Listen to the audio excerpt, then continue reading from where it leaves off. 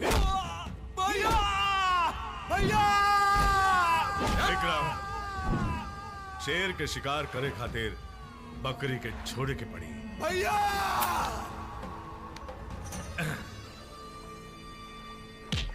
जा रहे, जा अपने भैया के बुलाओ, बुलाओ अपने भैया के, जाओ।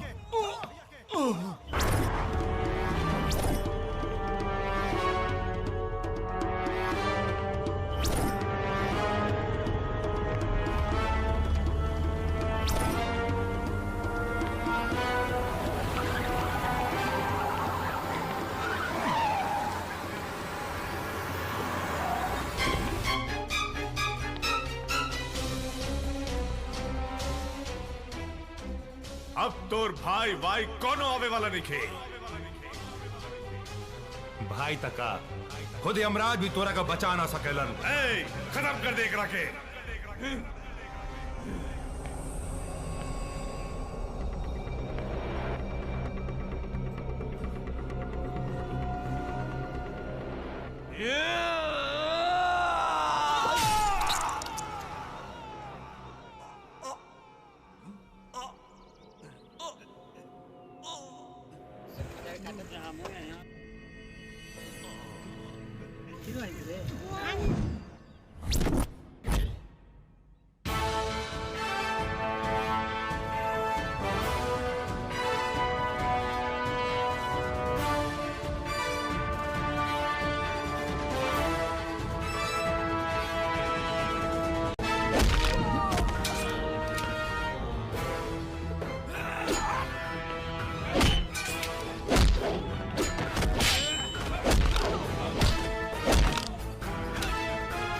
मार।